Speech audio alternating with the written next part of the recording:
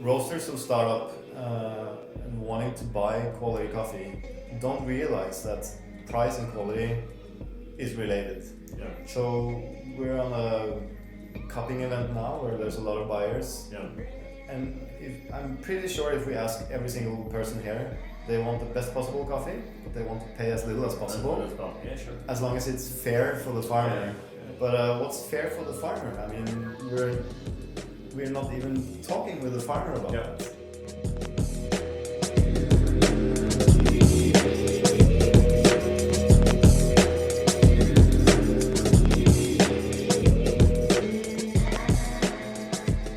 Welcome to or welcome back to Coffee with April.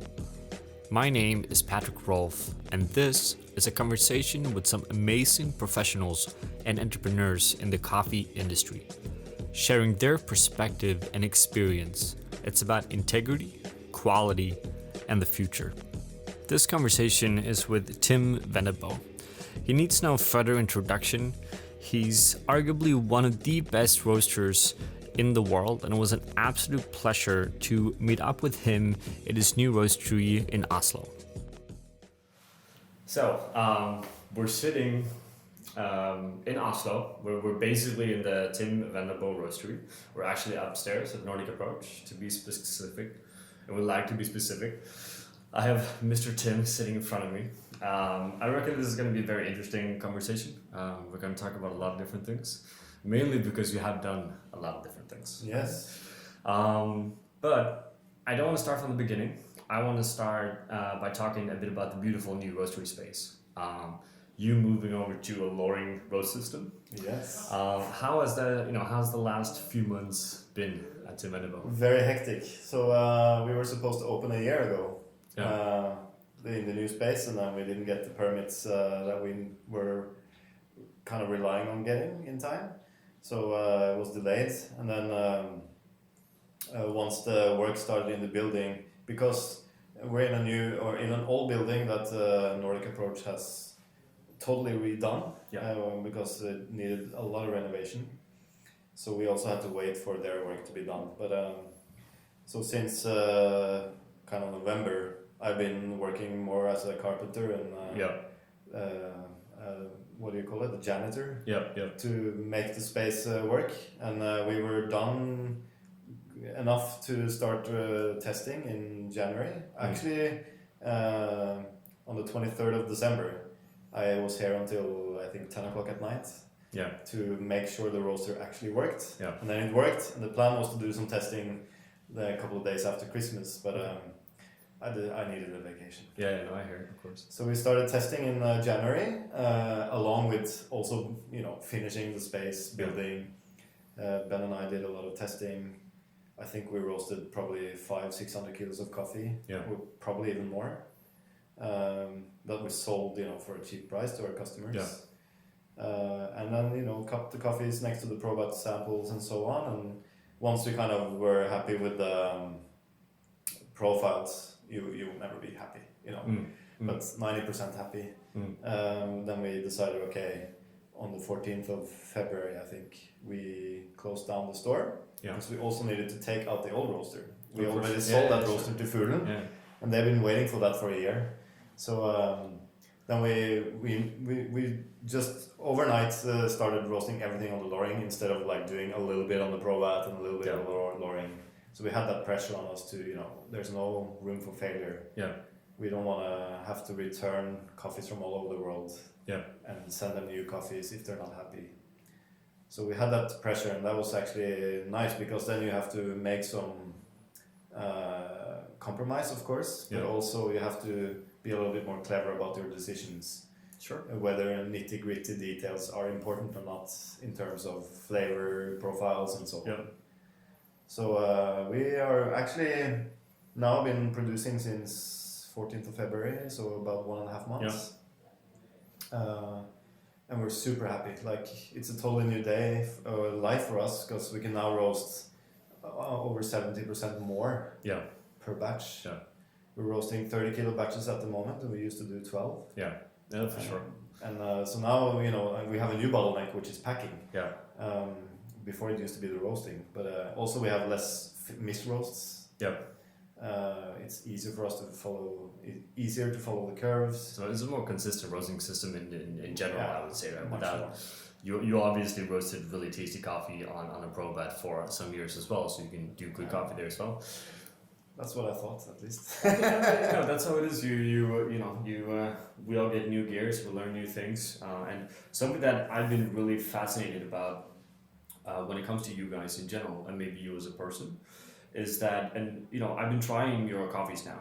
I basically subscribe to your coffees, and I know Ben sent me samples at one time as well, and I don't want to say I get frustrated, but you basically completely change your roasting system, and a pro and lowering, that's night and day, right? They're not comparable in that sense, right? Still, you're managed to put out some of the best tasting coffee out there in a relatively short amount of time, right? And I think part of that is like what I see when I look at Tim Wendelboe is a company that you do things very properly. In that sense, you spend a lot of time doing things, both from, you don't just buy a farm and don't spend any time there and go and cup once a year. You actually learn about agriculture. You get a lowering, and if I understand it correctly, you have been test roasting for quite some while in different roasteries as well, which is like, there's a very, very genuine process behind what you're doing and those kind of steps. Is that something that you always have done? Well, I guess, I don't like to do stuff halfway. I don't get any joy. Yeah. Is it recording? Yeah, it should be. Let's gonna double check that. Now we're done. It's recording. No, I don't enjoy doing stuff halfway. I don't like to be bad at stuff. That's why I don't play an instrument anymore. Okay. I didn't have the patience to practice enough, Okay. But to be fair, you had patience with coffee, right? Yeah, but it's a different thing when it's your living. It's not just a hobby. Yeah. Although it kind of is a hobby as well. But I just don't like. I don't like to drink coffee. To be honest, I like to drink delicious coffee. Yeah. But I don't like to just drink coffee just for the sake of it. So if I don't like my own coffee, then I get very frustrated. And just to take an example, when I started going to farms, I didn't really know anything about how quality is produced at all. I was just visiting many farms and seeing different systems and practices. And over time, when you kind of get, or when you start tasting the coffees from the farms you've been visiting, and you start to see correlations between production techniques, quality, and so on. It's really hard not to try to implement that with the producers that you're working with. Yeah. So and also, I'm never really happy with a cup of coffee. Because I know it can be better. It can be sweeter. The roast can be better. The brewing can be better. The producing can be better. Yeah.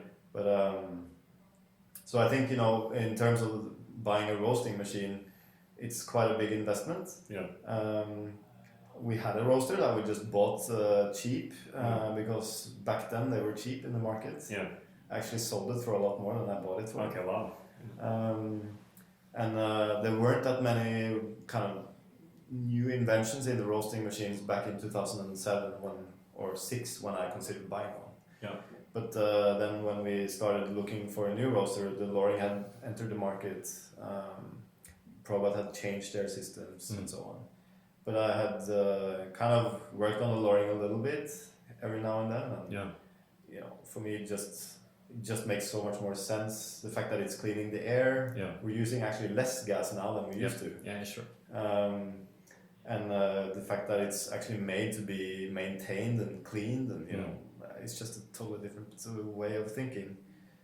So for me, it was natural to buy a lowering, but because it's so different from the Probats, and because I have a name and reputation, and a lot of loyal customers that will tell me if they're not happy with the coffee, of course. Yeah. then I have to make sure that at least we are at the same level of standard. Yeah. And I know we can improve from here because we've only worked with the roaster for a month. Yeah, or of two. course.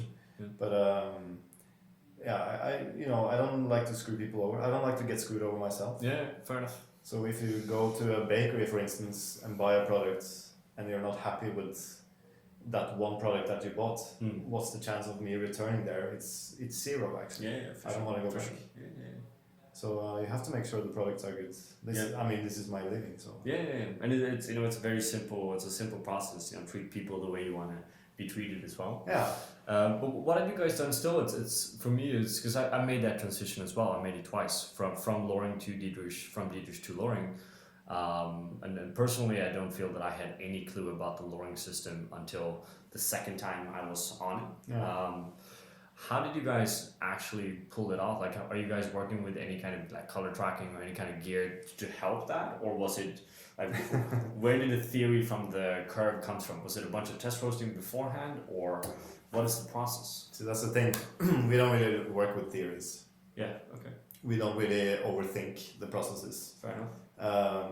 We have a color track, so I've always worked with some kind of color measurements. Yeah. Okay. When I was roasting at Solberg and Hansen back in the days, I was using the Colorette and Agtron. Yep.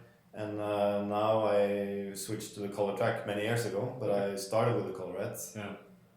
Because for me, it's kind of like taking the temperature when you're sous videing meat or measuring the speed when you're driving a car. Then I know the roast degree at least. Yeah. And I learned that especially with the Probat, if you take or dump the coffee out on the same temperature from curve to curve, I mean the color can be quite different. Very different depending on the coffee. Sure. Yeah. So we've learned to roast with that and kind of know how to compensate for that when the curve is not fitting on a Probat at least. But with the Loring, because of experiences that I've done or tasting Loring roast from other people and measuring color, I tend to measure color when I just get a bag to taste. I always measure the color just to know where it is. And in my experience, all the best Loring roasts that I've had on coffees that are similar to ours have always been lighter in color, but felt more developed. So we knew that was possible. So we actually more or less set a target range where we wanted to be, we thought. So instead of our normal range is between, let's say, color track 48 and 49, so a very narrow window. This time we set it to 45 to 50, just to see where we could be. Of course. And then we just tested many different ways of approaching the profile. So some profiles had a lot of energy in the beginning, less at the end. Some were opposite. And we just basically played around with it. We had some. Because we've seen other people roast on the Loring, we had some idea of the total time that were probably where we wanted to be. And then we kind of cut that next to the Probat roast we did of the same coffees, which we have we've probably done 20,000 batches on the Probat, so we have some experience with that. And then we basically just selected the best profile based on taste and. Not just tasting it once. We were saving samples from each round of testing and comparing it with the new ones, and then landed on something. The kind of a dumb thing we did was not dumb, but we tested on 15 kilo batches, but we wanted to produce 30 kilo batches. But we didn't want to throw away or we didn't want to waste too much coffee. For sure. So the challenge was then when we were really happy with the 15 kilo batch. To transfer it to the 30, which isn't, you can't just follow the same curve. It's a totally different momentum and everything. Loring would say you could, but I don't agree with that either. No, we haven't been able to. But I think the trap we've fallen into now is that we're roasting a little bit too quick.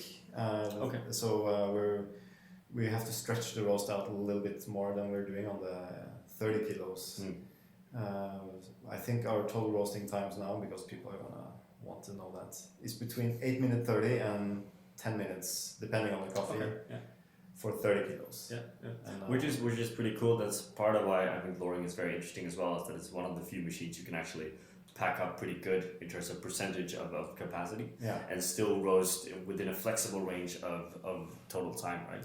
So there's a really good advantage with having the system. I mean, our old Probat also was powerful, but if we had 15 kilos in that 15 kilo roaster, it would basically mean 100% flame all the time. Sure. Zero flexibility. But here we're currently at 90% flame on the 30 kilo batch, and still it's a little too quick. So we can easily do 35, I think. For sure. That's great. Still on the subject of roasting, but a bit of a bigger picture, because you guys have been roasting coffee for a very long time. Oh, not really. No, but pretty 10 much. years. 10 years, okay, so Yeah. 10 years. But in the in the contrast of, we have a million new roasteries from all over the world, right? So in that spectrum, you guys are one of the more kind of established ones in terms of time, right? I believe I tried your coffees very frequently, at least the last 7 years, more or less. But since I started in coffee, that's been a process. So when I lived in Gothenburg, I would take the bus up over the weekends and get like a coffee, and when in Berlin, I would always get the coffee down. And I always evaluate roasters' quality based on their low level. I think that's how you should do it. We all have, ups and downs. Peaks are somehow easier than to have a high low level. And you guys, I think, arguably has the highest low level in the industry. There's no one that is even close, I think. And you guys do that, where at the same time you guys have actually changed the person roasting over that 10 years as well. Which is normally when there's a change of person, you get quite of a big change in quality as well. Yeah. But you guys have maintained that over those 10 years, right? How in the world did you manage to do that? That's very easy to answer. I think we've had, just from the top of my head, probably somewhere between 10 and 20 different persons roasting. Yeah. Some of them shorter time, some longer. We always try to have at least 2 people that can roast, but preferably 3. Yeah. 3 would be including myself, but probably in the future we'll have 3 separate persons. Yeah. So my whole organization, the coffee bar and the roastery and everything, is organized so that no one should have to be missing in order, or let me say it another way. We don't depend on one person to make stuff work. Sure. So we try to have very rigid systems and routines that you can follow so that you can do the same quality work. Yeah. Whether it's making an AeroPress or checking payments from invoices, or it should be easy for everyone to do.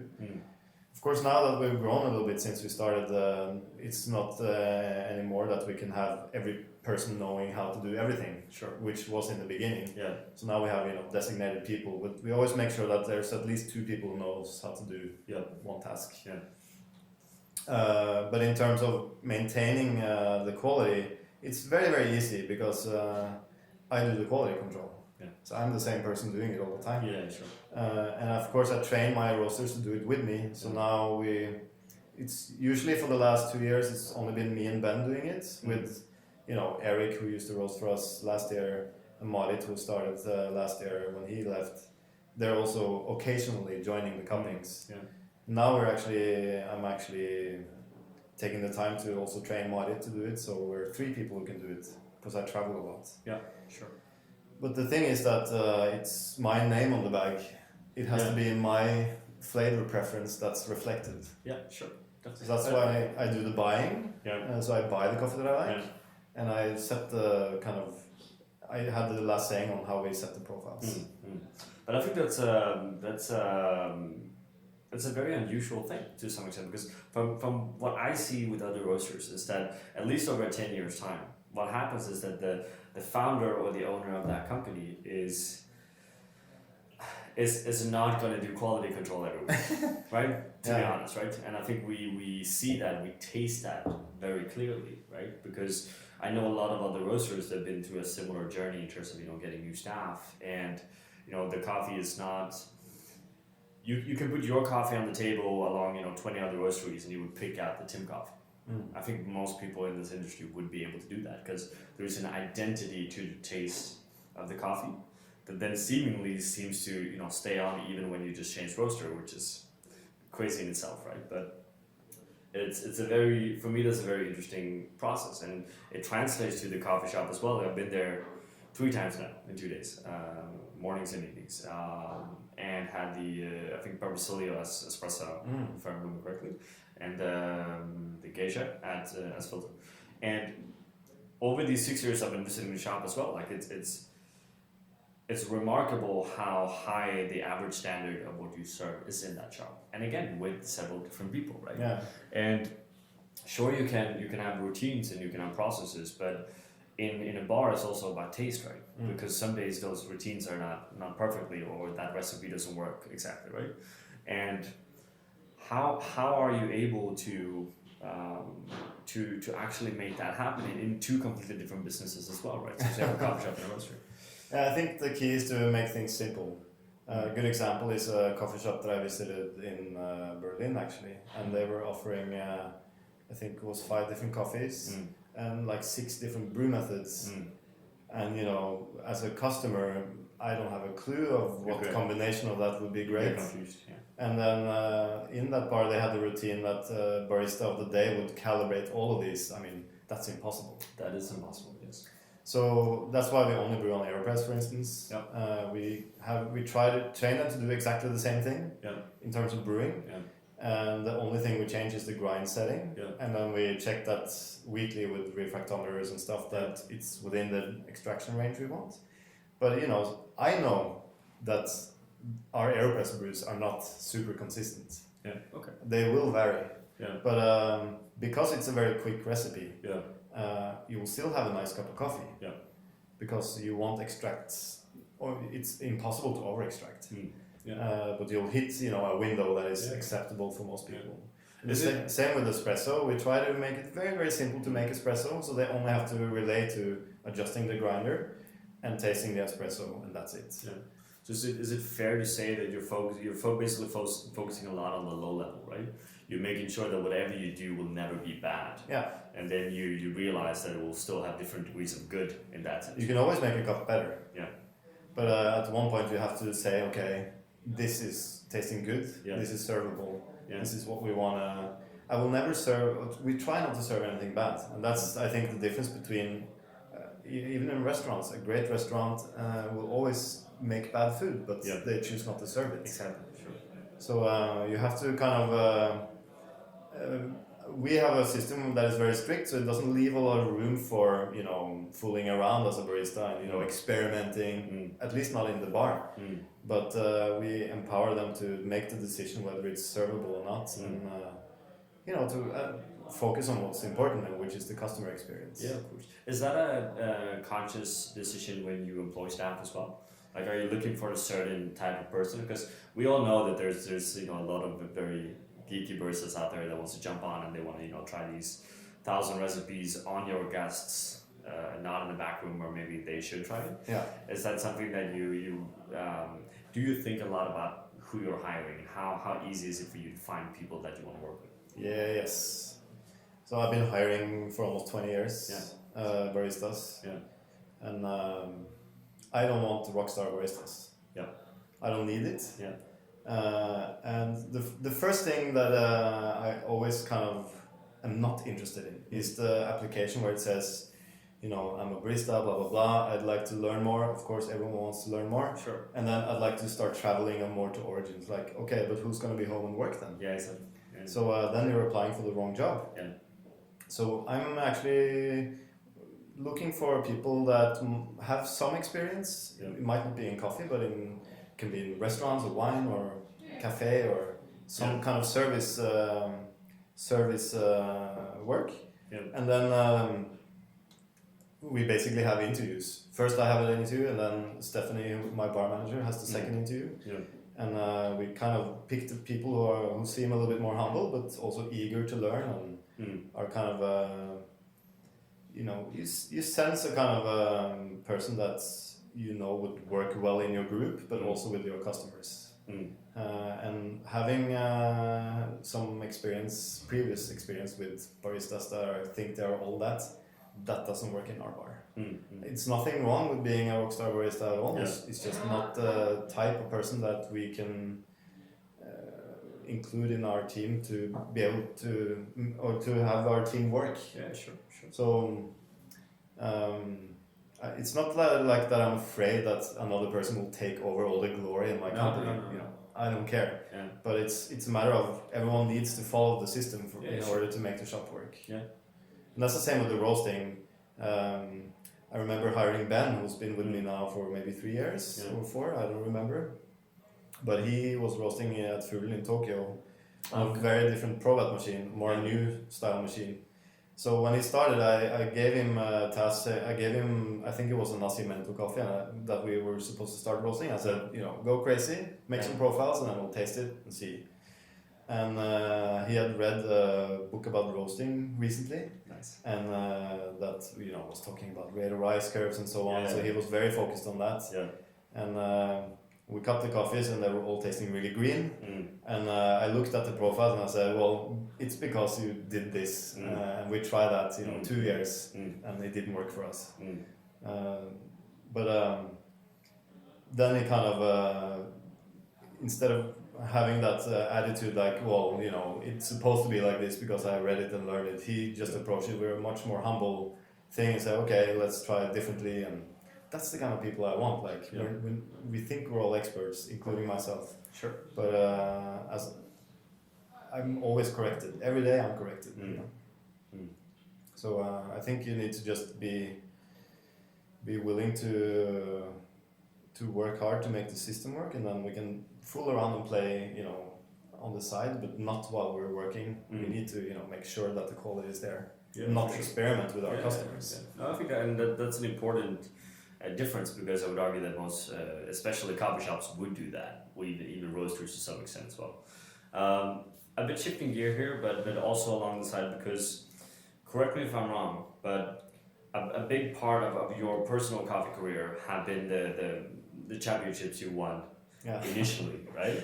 At the same time, I don't see Tim Wendelboe competing so much these days as a company. I might be wrong there as well. But how, because basically all of the people on this podcast, which is pretty funny, they're relatively successful, have a high amount of integrity, have a clear vision, and they all competed.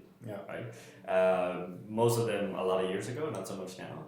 But how was that process? How did you end up competing? Was that important to you? Was that something you were really excited about? Or was it just, I just randomly ended up competing? I was forced. You were forced? No. That's usually the best way.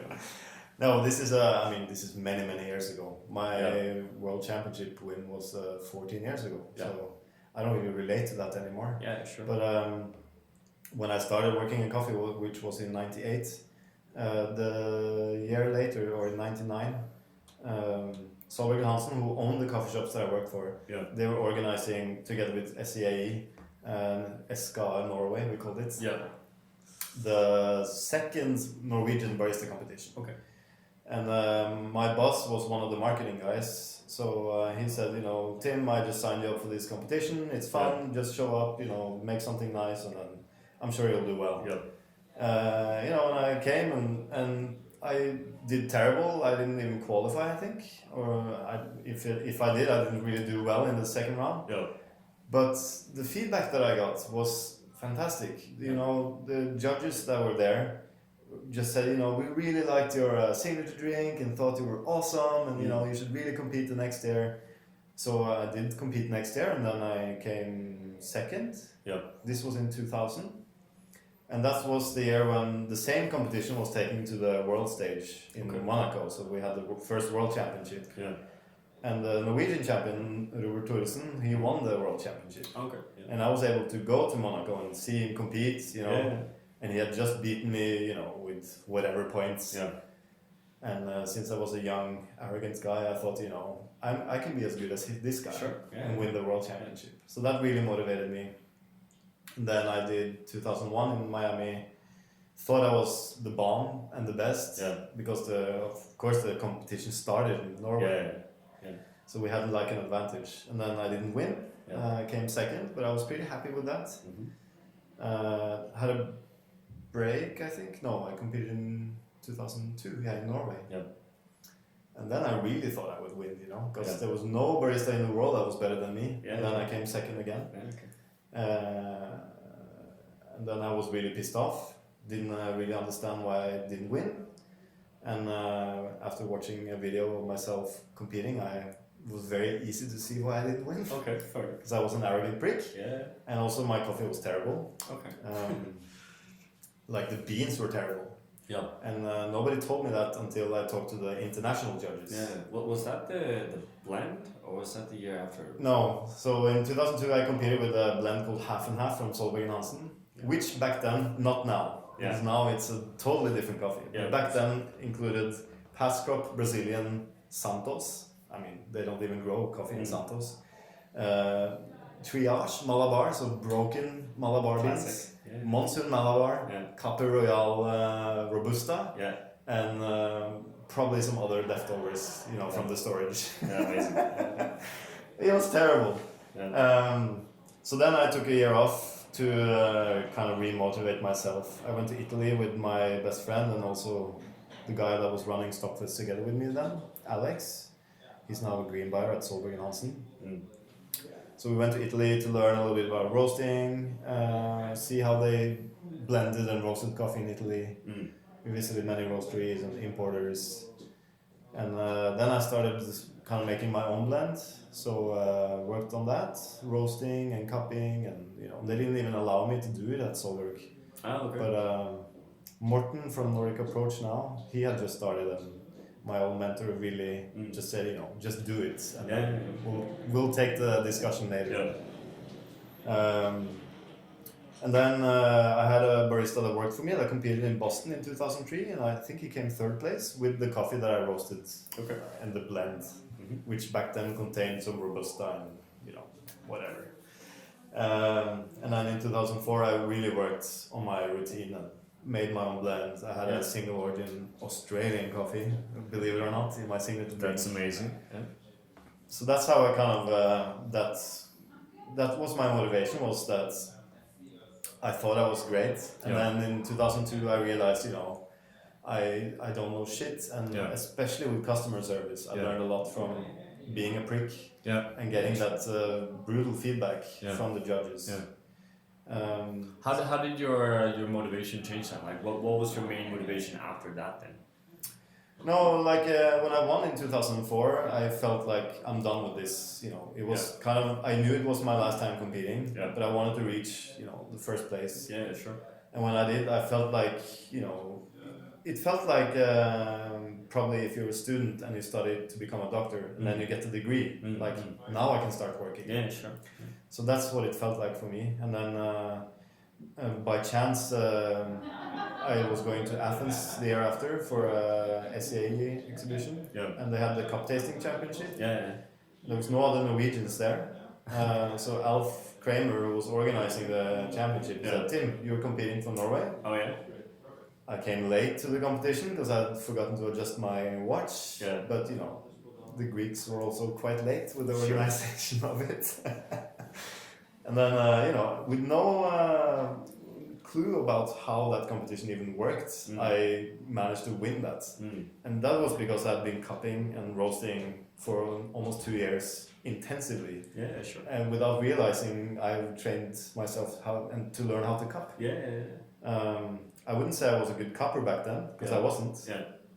But at least I knew how to recognize differences in coffees. Yeah, of course. I mean, today I'm a much better cupper, because now I can recognize defects in coffee. And, back then I couldn't do that. So, but the motivation to enter that competition was, there was no motivation. It was just, I thought it was fun. Yeah, sure. It was like playing a game. And, but I think, the reason why I stopped being involved, because I have trained people afterwards to compete. Okay. The best placement was probably a girl called Gunhild, who worked for a coffee shop in Norway. She came 6th in Seattle. Okay. I think 5th or 6th. And then I had Chris Kolbe, who worked for me in the beginning when I opened my shop. He came, I think, 9th in Copenhagen. And we were super happy with his performance and everything. But then I think the feedback we got at the competitors debriefing was quite demotivating. Okay. First of all, there were very few of the judges who had actually judged him who were present, and the feedback you got was not really productive. And of course we disagreed with a lot of it. So we kind of moved on in terms of what we believe is high quality, whereas the judges and the competition has kind of gone into a different direction. Not necessarily a wrong direction, it's just a it's a different thing that we're looking for. Yeah, for sure. I think especially today that only becomes clearer and clearer with time. Right? We know there's a very specific style of coffee that these competition want to have, and then most also but well, I mean, sure. Like one can argue that they're the coffee they want to have, they actually don't know they want to have because they haven't tried it yet, right? Because there's also a matter of what kind of coffees they're actually exposed to in competition, and right now it's a very specific type of coffee that they're getting exposed to, right? Yeah. But how was the process of actually starting up? Did you start roasting from day one?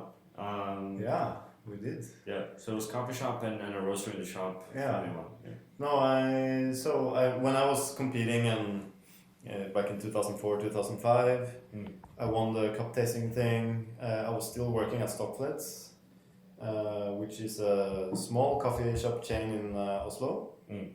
And back then, like when I started with Stockflets in '98, there was one coffee shop and two kind of old school coffee and tea stores. And they didn't have an administration, so they all lived separate lives. And then in 2001, we opened, me and Alex, who were running kind of two different coffee shops at the time. He was running what was called Kaffefugl, which is now Fugl. Yeah. And I was running Stockflets by the parliament. And then we were asked to open another one in the courthouse. Okay. So we did that, and then that became a success quite fast because it was a great location, and the owner put a little bit of money into the design and everything. And then we were asked to open a couple of other shops, and also take over the old stores that, there were a couple of old ladies running it, and they were, getting their pensions and retiring. So in 2005, we were, I think, administrating 6 or 7 stores. And I was doing all the training and quality control and production or product development. Yeah. But I felt I was kind of trapped we were constantly needing new baristas. Old baristas were leaving, so I was constantly just doing the same thing over and over and over again, which was basic barista training. Yeah. So I felt that I couldn't, evolve. So I decided to leave. I also worked, like 16-hour days and was not paid anything. Yeah.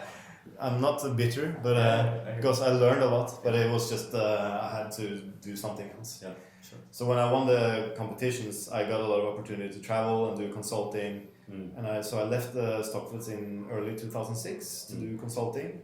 But then I realized, at least back then, most of the consulting was around barista competitions, and since the finals was in June, after June there was no work. Yeah.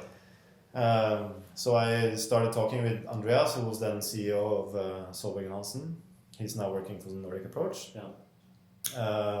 To see if we could do something together.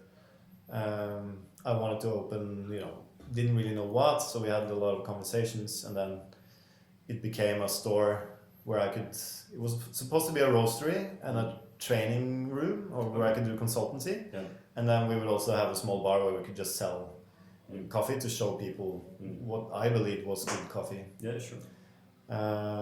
So I actually started planning that in the end of 2006, like concrete plans with what I needed in terms of equipment and everything. And early 2007, I started roasting coffee at the old Probat at Solberg because I knew that roaster. Yeah. I had been roasting on it before. So I started selling some coffee to some clients that I already knew, so I could develop a blend. They knew it's not going to be perfect, blah blah blah. Sure. So that when we opened in end of June in 2007, when we had the new roaster, we just started straight away. Back then, I only roasted for espresso. Before that, okay. Yeah. So filter coffee was a new thing for me. Yeah. And I knew it was supposed to be a little bit lighter, so we instead of roasting it for 19 minutes, we roasted it for 18 minutes. Yeah, that's well. How do you on that same note? Before I forget, because you guys still separate espresso and filter. Yeah. Do you want to have a discussion about this omni roast concept? Is it relevant to you, or should we just skip that? No, I mean, it's fine for people who like that. Yeah. I prefer a little bit less acidity in my espressos and more acidity in my filter Yeah, coffees. and that's the main reason why you're separating roasting. Yeah. Okay, cool, fair enough. This is something I feel that it's a discussion that is constantly kind of coming up, and my answer to that as well is that I simply like my filter coffee in a different way than the espresso, and I'm not saying you can't get good versions of either. It's just not the best version in that sense, right? I just don't like to drink battery acid as espresso. It's Yeah. so concentrated. But I was in Australia, was it 2 years ago, and I got a lot of these EK43 espresso shots that were really long, like maybe 80 grams out, but they were tasting delicious. It was just not a beverage that I desired. It was. I'm so used to filter coffee, and I like that concentration. And I'm also used to kind of more old school espressos that are quite short. And to have a drink in between, I don't really think I need it. It's either or for me, but I'm an old man. So I don't think there's anything wrong with anything as long as it tastes delicious. But I think a lot of times when we're discussing both brewing and roasting, a lot of the problems could have been solved if people just had better coffee. Yeah, sure. I think it's extremely connected that as well. It's a whole process, right? And they're all linking together in terms of how you should brew it as well, which was part of the issue. Let's on that note, green coffee. It's impossible to have a conversation with you without talking about farming. You're just back from a lot of traveling now. I think for the last months, right? I was in Colombia for 2 weeks working on my own farm, and then 1.5 weeks in Central America. How much time do you spend on farms on average on a year? Well, I used to spend a lot more time on other people's farms. Yeah, but now you spend it on your own. So now I spend probably 2 to 2.5 months in Colombia on my own farm. But also when I'm there, I'm staying at Elias's farm that I'm buying from, because he's my neighbor. I don't have a house on my farm. It's a 2-minute walk. Sure. So of course when he's harvesting, I will be there and look at things. But because I've been working with Elias, Marisabel, Moises, Hopnil, and Hilberto since 2009, 2010, they're now kind of following a protocol that we have implemented over time. So I don't really have to be there to do the nitty-gritty stuff. Whereas before it was more like we have to go and look at things and see how we can solve problems and make the product better. So now on my trip to Central America now was basically a very short trip where I visited them. We went to the farms to see, there's always new things to discuss. I'm a little bit more interested in the actual agriculture part now rather than the process. And also we had to do cupping so I can select my coffees a lot of times because at least with some of them I kind of have the first pick and then they can send samples to other people later. Not that they're not sending samples before I'm there, but of course. Some of the coffees are specifically produced in a way, or most of them are produced in a way that we want them to be, so they're a little bit more expensive to produce. So they tend to hold that for me, and then whatever's left over, they will sell to someone else. But there's still some kind of contract or agreement that you will buy a certain amount of that, because we see a lot of roasters now that are basically implementing also own processes on a farm level, in that sense asking farmers to do a bunch of different stuff, and then in the end of the day they don't buy any of the coffee. Oh, right? You should buy it if you ask. You should buy it if you ask. But we don't have a written I don't have a written contract with anyone. I think it's for me I always compare it to like a boyfriend girlfriend or marriage thing. Like if you don't want to be together, then a binding contract shouldn't keep you together. For sure. So for me, it's important to make myself interesting to be for them to be a partner, and vice versa. But they know, like we communicate throughout the year, so it's not rocket science. So I will communicate approximately how many bags that I'm going to buy. If there's some exceptional stuff, I'll probably buy a little bit more. So they know, they don't. If I say I need 100 bags from you, Moises, Moises Herrera and Marisabel Caballero, he will maybe produce 300 bags of the quality that I want, so I can choose. Sure. But I didn't ask him to produce 300 bags. But he prefers to do that because he wants to make me happy. Okay. And also he's able to sell the 200 other bags for a good price. Yes. With Elias, it's a little different. So he can produce maybe 300 to 400 bags in the main harvest. But the first pickings are normally not tasting so great, and also the last pickings, and not because the quality necessarily is worse. It's just it's more difficult to pick. Yeah. And also difficult to get pickers. So I tell him, the first start of the harvest or the first round of picking and the last, don't bother processing them in an expensive way because I'm most likely not going to buy it for a high price. Yeah. And he's not able to sell it for a high price either. Okay. There's just not enough buyers around. So he then produces maybe 200 bags and then I'll buy 100, and then there's some leftovers that Nordic Approach picks up, some other clients picks up. So he's able to sell maybe 200 bags. Yeah.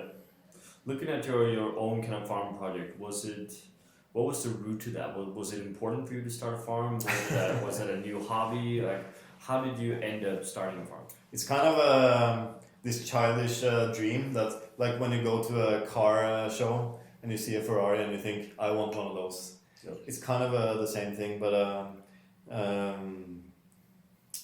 it has become a totally different thing than it was.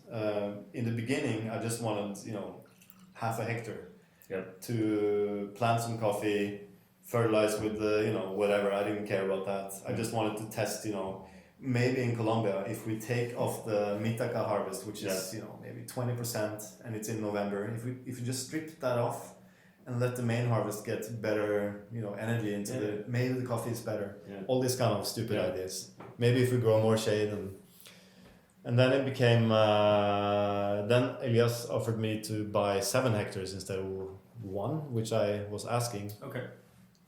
And then I agreed to that. And then I started kind of reading about, farming techniques. I knew I kind of wanted to test organic stuff, maybe biodynamic. The more I learned about it, less kind of sense it made. Okay. Because I couldn't really understand why the organic was better. Yeah. Everyone said, they have lower yields. The cost is much higher. Yeah. You have to buy these products that they have to ship from Spain to Colombia. And I just couldn't understand it. Like, why can't I just use something in Colombia? Yeah. And then I got the tip to check out Dr. Elaine Ingham's work from Ed Bourgeois. I'm not sure if I pronounce his name correctly, but so I checked out soil biology and biological farming techniques, and that made all the sense in the world to me. So that's why I started that project. And of course, when you learn a new thing and you believe everything you hear and you think it's easy, I still believe everything Elaine is preaching. Sure. But I've learned that it's not so easy. Yeah, sure. But if you asked me 2-3 years ago, I would have said, in 5 years we're gonna set up a school on my farm. I'm gonna teach all the farmers in Colombia how to do this because this is so much better than conventional farming. Yeah. Today, I will say, give me another 10 years and then I'll do it. Because we need to figure out. One thing is theory and what works in a farm that produces, apples or potatoes in North America. Another thing is in a tropical system, producing coffee that is not really a native plant in Colombia. Yeah, sure. In areas where it's not supposed to be, So, but it's getting there. But in the beginning, it was just the arrogant prick in me that said, I can do this better. Yeah, sure. I know I can make better coffee, but I would need to invest a lot of money in it. Today, I see farmers investing a lot of money in it, and it's not necessarily raising the quality as much as they want it, because it's mainly investments focused on processing equipment, storage, and so on, which is really important. But for me, the future is to invest in better agricultural practices. That's how you get the coffee better. Yeah. Processing is, fairly easy to learn and invest in and make well. The actually growing part is the most difficult part. Yeah, for sure. Yeah, fair enough. How is will it be, like you obviously have your work cut out for yourself in Colombia, you will live for quite some time. Are you planning any other farm projects in any kind of way or one farm at a time or? I would love to have a farm in Kenya. Yeah. To do organic in Kenya. Yeah. Because I love Kenyan coffees and because no one, as far as I know, are doing any significant organic stuff down there. Yeah, sure. So would love to prove everyone in Kenya wrong that it is possible to grow coffee without chemicals. Because if you ask anyone in the cooperative or farmer now, they say, "Oh no, that's not possible. We have leaf rust, we have coffee berry disease, we have all these kind of problems." But that's I believe those problems come from the practices that they are implementing, which is over time that is harming the ecosystem. Yeah, for sure. How is the if we look on a broader scale, we look at specialty coffee. Let's not use that term; it's a bad term. But like coffee in general, right? Where is coffee heading? Do you like where coffee is heading? And what is Tim Wendelboe's, both as a person, individual, you, and the company? How are you guys going to be a part of this in the future? I think coffee is developing really fast, and it's really difficult to say where it's heading. But I think the positive note is that more people are drinking coffee. Yeah, sure. It's positive for many reasons, but there's all these kind of social problems that are we're better off with coffee than, for instance, alcohol or sodas or something like that. Health issues. Yeah. But also with the farmers, because the supply is not hopefully in the future not growing as fast as the consumption. Yeah. So that means the prices will have to go up, because if it's not... Yes, thank you. Sorry. Proof coffee. Yeah. If it's not... if we're not changing the way we buy coffee, then there won't be coffee. That's for sure. Yeah. I'm really worried about the specialty industry, if we can call it that. I don't really like that word because it doesn't define anything. But roasters who start up and wanting to buy quality coffee don't realize that price and quality is related. Yeah. So we're on a cupping event now where there's a lot of buyers. Yeah. And I'm pretty sure if we ask every single person here, they want the best possible coffee, but they want to pay as little as possible. Yeah, sure. As long as it's fair for the farmer. Yeah. But what's fair for the farmer? I mean, we're not even talking with the farmer about that. So I think we need to realize that if you want quality coffee, you have to pay a lot more for it. Yeah. If you want to have it in the future. Yeah, sure. Because at the moment we're just exploiting the farmers. Yeah. And that's something that we can see also. I'm not saying we're trying to do the same thing, but interestingly, if we look at roasteries, we have a big difference in terms of selling price, right? So how much do we sell roasted coffee for? I believe it's very important for us to sell expensive or at least more expensive coffee than on average now to both kind of hedge for the future in that sense. Yeah. Because the prices are going to go up and we are going to have to pay more, right? But at the same time, we see that the industry price is kind of doing the opposite, right? So the competitions are getting cheaper and cheaper and cheaper, which is basically just closing down the margin. And in the end of the day, the one that is going to make the least amount of money will be the farmer, right? Yeah, which always. Which that's the case even today, right? Yeah. So that's what I see the most troubling part is that we sell coffee way too. We buy too cheap, but we also sell way too cheap. Yeah. Right? Yeah, for sure. And I think we're fooling the consumers. Yeah. You're shooting yourself in the foot if you're buying, a cheap Brazil for your blends and claiming to be selling specialty coffee. Yeah. The consumer isn't able to taste the difference if we're all serving them average coffees. Sure. So if you want to be in the high quality game, you have to really get the best coffees. And it's not easy. Like a very good example is that I was helping Diego, the Colombian barista champion. Yeah. Diego Campos. He was competing, I think it was 3 years ago in Colombia. And since he was working with me on my farm to translate for me and also helping out on the farm, we were talking a lot about his routine and his focus. But that year he was so focused on trying to find the best competition coffee. So he traveled all over Colombia for a year, a whole year, to find a 90 points coffee. Yeah. And he still didn't find it. Yeah. In Colombia. Yeah. The third biggest producer in the world. Crazy.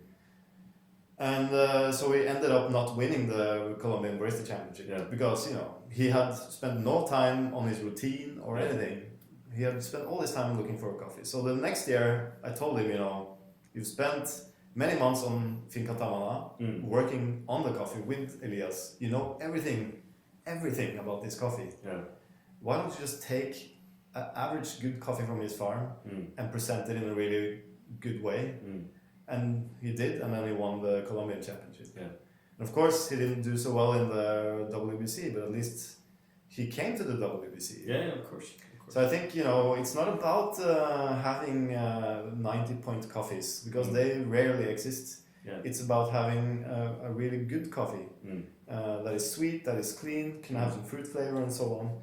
But don't fool the customer, with these kind of cheap blends. I mean, then you're in a different ballgame. And if you want to be in that ballgame, fine. But don't claim to be selling the best coffee in the world, which everyone is doing, even the big players. For sure. I mean, we see it both on the kind of blend market, and we see it now with this so-called competition coffees that people sell as part of their kind of repertoire as well, and they put a scored 94 on the bag, and I think I scored. Well, to be fair, I scored these three coffees during my time in coffee over 90. I believe 2 of them were from you guys. Geisha Esmeralda, some kind of geisha at least. That was a few years ago now. Yeah. But it was very, very good. I just cupped 3 90-point coffees in Honduras. Okay, well. 2 from Moises and 1 from Hobni. Okay, is that coffees we will see coming out of Toledo in the future? 2 of them we will see this year. Okay. One of them is not in production yet, but there was SL28 from Nacimiento, a Kenyan variety also from Is that Moises. is a similar? We should mention here that Tim also have, or the Noma restaurant in Copenhagen has the Tim Wendelboe coffee since like forever, and they served the SL20. No? Yeah, from last year's crop. Yeah, okay, that's last year's crop. So we had 1 bag that we reserved for their reopening. Okay. This year we'll probably get 2 or 3 bags of the SL28, Sure.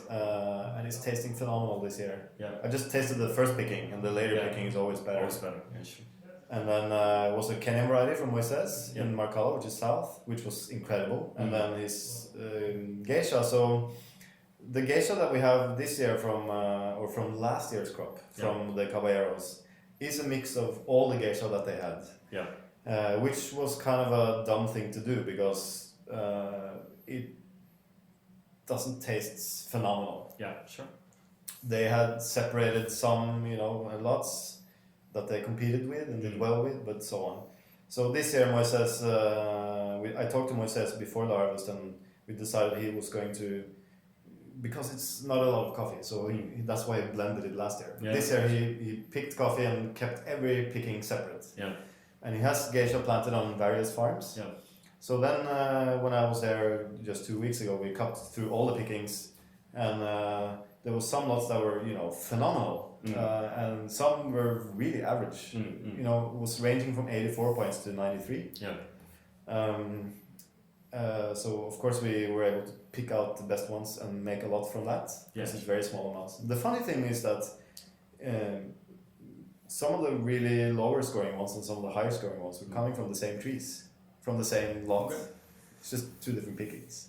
So we don't really understand why, but as in early or late then, or yeah. Okay, sure. It's very, very. But his harvest is much more concentrated. So it's not like with Hobnil in north of Honduras, he starts picking in January and finishes in June. Yeah.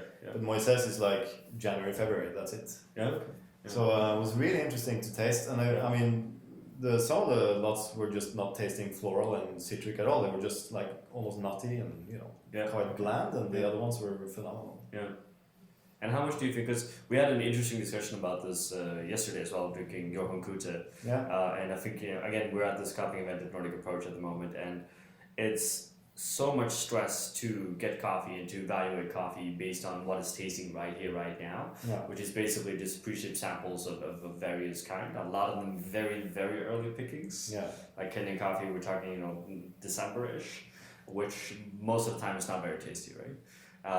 And do you feel like because one of the things that stands out with you guys as a roastery is the uniformity in green coffee suppliers, like farmer processing stations over the years, have been extremely consistent. Yeah, but we work with the same 4 producers in Central and South America. Yeah. Because I realized, I don't want to travel all the time. Yeah, sure.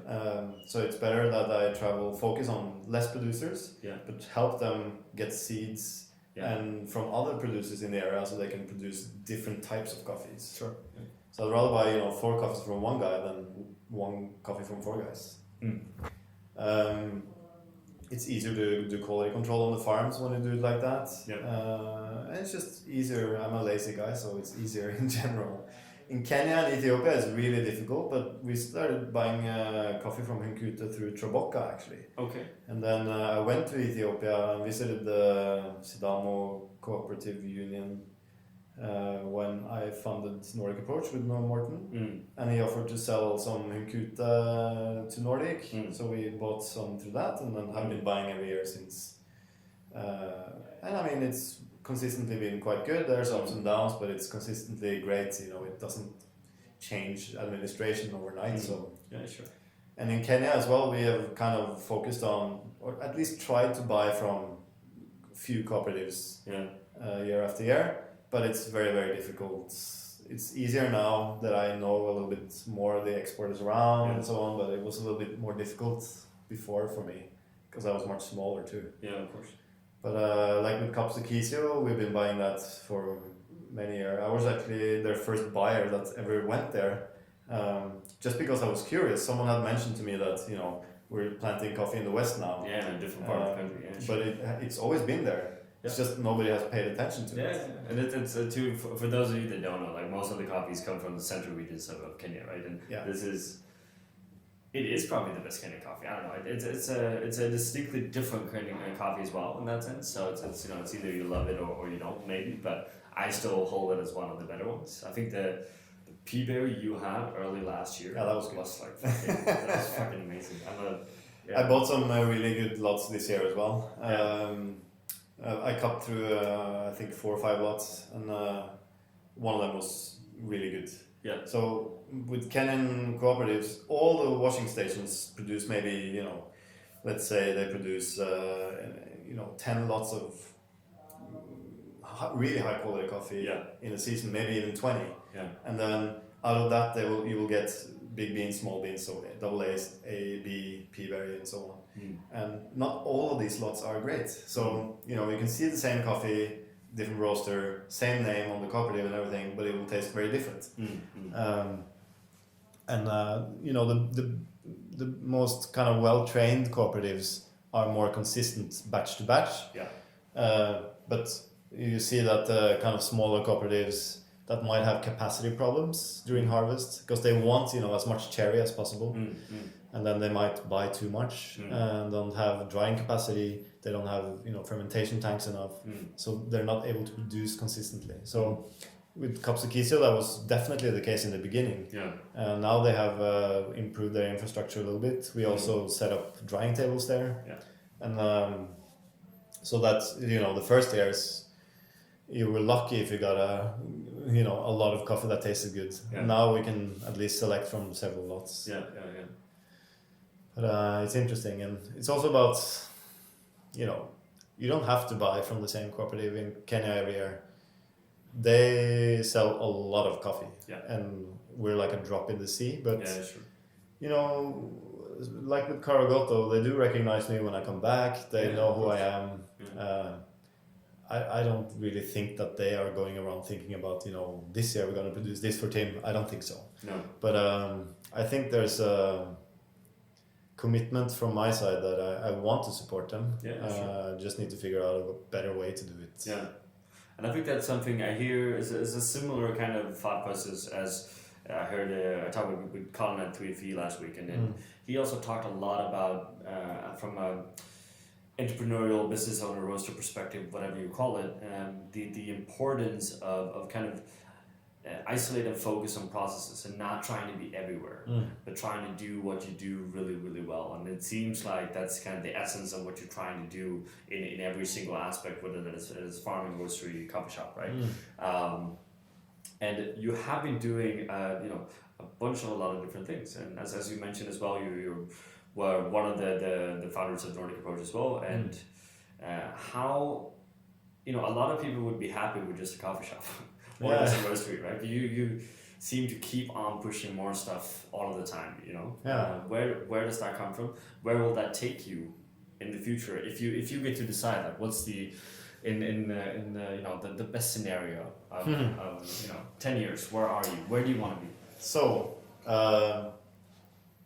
I try not to do stuff that is not relevant to my business anymore. Like, I get offers to do a lot of things, but I don't have time anymore. What is your, not to interrupt, but what is your core business? Like, how would you define that? To serve good coffee.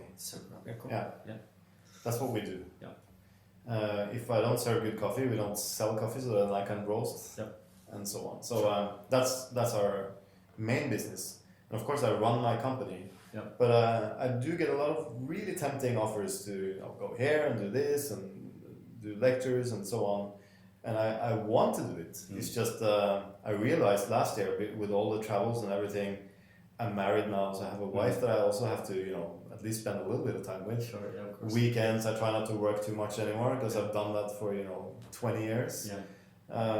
So then I realized during a year I only had like 70 work days in Norway, which is not enough. No. So I always felt stressed and behind. Of course. So I'm trying to only focus on, does it benefit my business? Yes or no? That's always the question I ask now. If I'm getting asked, to do stuff, or can it benefit from that I'm learning something so that it will develop my business? So I might go to some interesting stuff just to get inspiration. Sure. But it has to benefit the business. But the drive from doing all this kind of work comes down to when I was working as a barista at Stockflets Lillegensen. And I was really focusing on barista technique, equipment, grinders. We were testing a lot of equipment, and I was so frustrated because I couldn't find the reason why one day the espresso tasted amazing and the other day the same coffee tasted awful. Sure. And this was kind of the most dramatic thing that I discovered. But back then the roasters would be water quenching the coffee in the roaster. Yeah. That means you spray coffee on the actual coffee before you take it out to cool it down. Yeah. And this caused the coffee to degas really, really fast. So we would get the coffee twice a week delivered in paper bags, of course, because nothing says fresh like paper bags. I would, of course, use the coffee straight away. Tasted great. 2 days later, there was no crema. Tasted sour. It was terrible. Yeah. And then I started having a dialogue with the roasters. There were two old men. They were really grumpy. Didn't want, they didn't know anything about this, and they didn't want to have questions because they couldn't answer, of course. They were sweet guys, but not for this kind of purpose. So I started complaining. They would send, when we got fresh coffee, it would taste awful, and I knew that it wasn't fresh. So then I started asking about roast dates, and they wouldn't give it to me. Okay. And that led me to, okay, I got to go up there and start roasting my own coffee. And then when I started roasting my own coffee, after, maybe too long, but I started realizing, the green coffee isn't good enough. Yeah. I realized that when I opened my own company. I bought a couple excellence lots, and when we started roasting them, in the beginning they were really fruity, and after a month they would taste like wood. Yeah. Of course, the coffee was old. So then that led me to go to the farms and I can't buy coffee for a year and then after 2 months it's old. So I had to start to understand what happens at the farm, because some coffees were staying fresh for a long time, others weren't. So that led me to starting to work with the farmers. And the more you learn about that, the more you want to kind of move away from the conventional farming, at least me, and kind of improve the quality in the soil and in the trees, because we have worked so much with the process without necessarily raising the quality by that many points. How does that work now? I know we're getting off topic here, but this is interesting, so let's keep on it. Kind of cross processing between farms and origins, right? Because we're talking about processing, we're talking about the how the quality of a coffee or the lifespan of coffee differs depending on processing.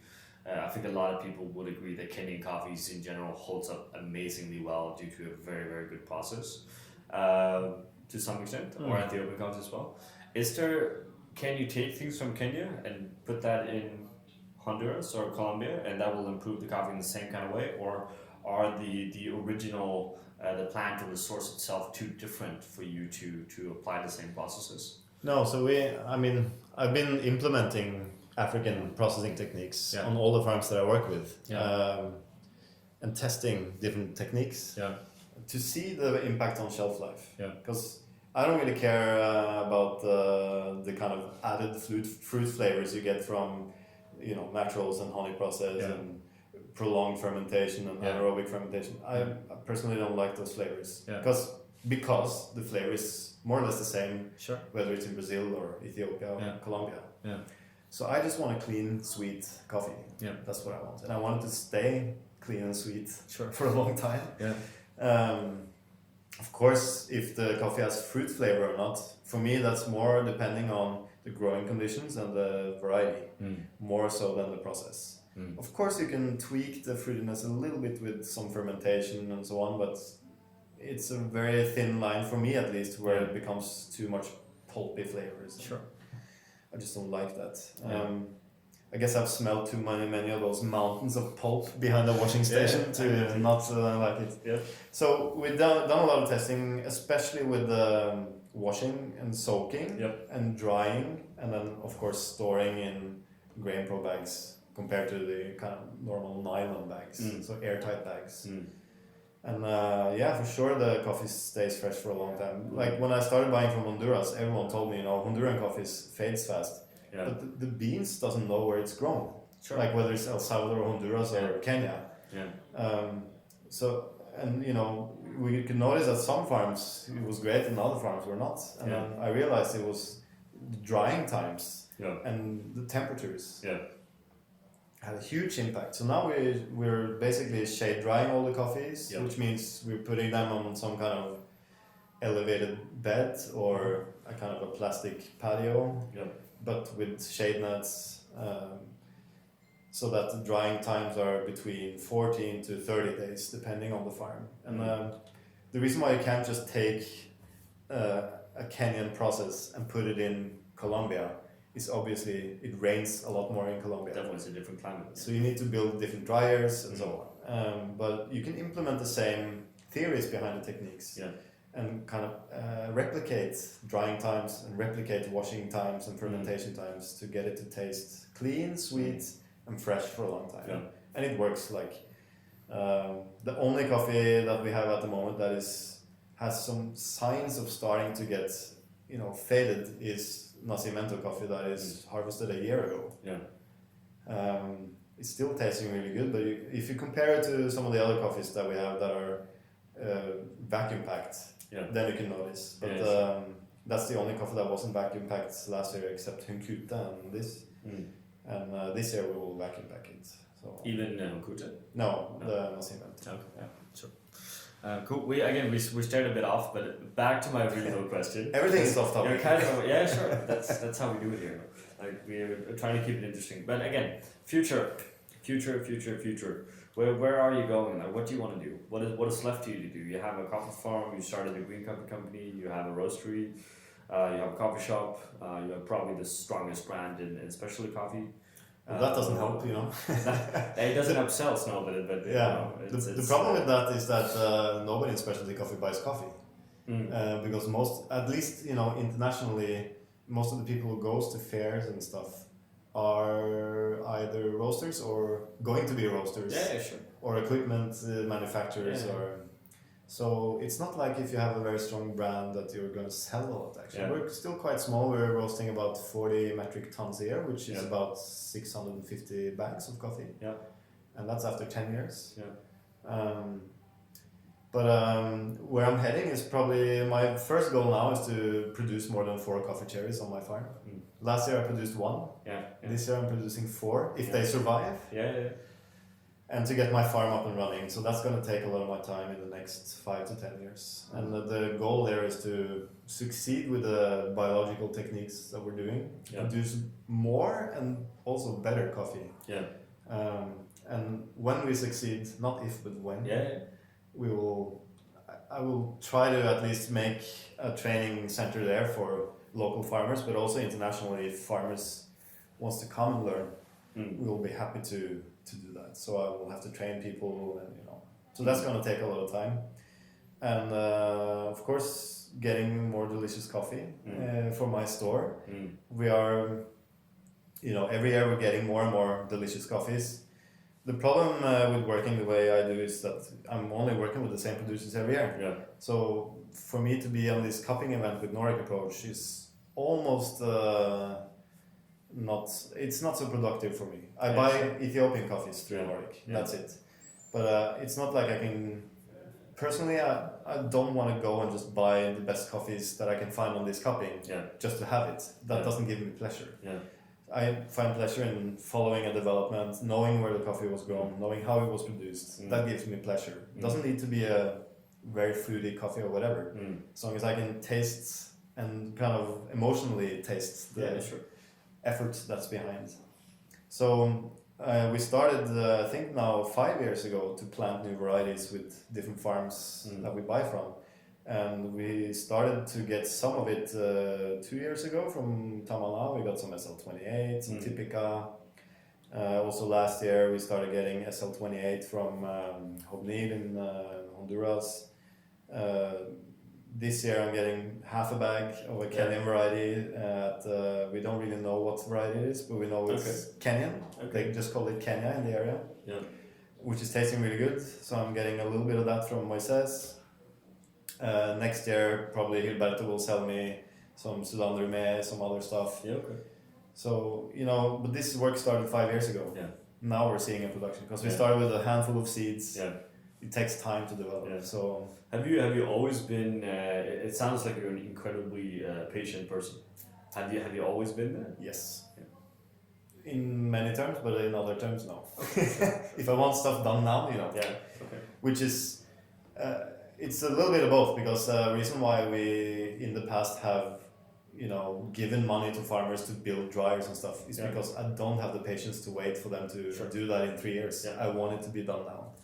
Whereas in other type of stuff, like developing quality takes time, and I know that in the future I would like to have more diversity and better coffees, and I know that they can produce better coffees just with other varieties. So that's why we started that work a long time ago. And at Tamana, probably in 2 or 3 years, we're going to have like 13 or 14 different varieties that we can taste.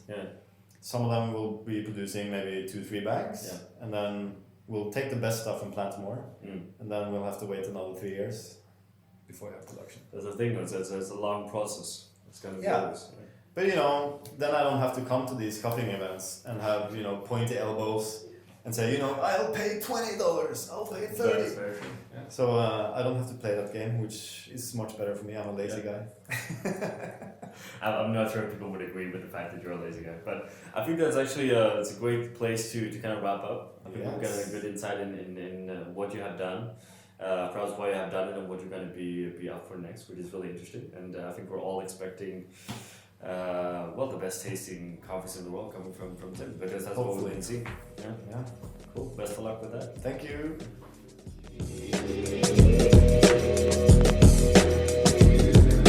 From us here at April, thank you for listening. If you enjoyed this podcast, please share with your friends, family, and colleagues. Thank you.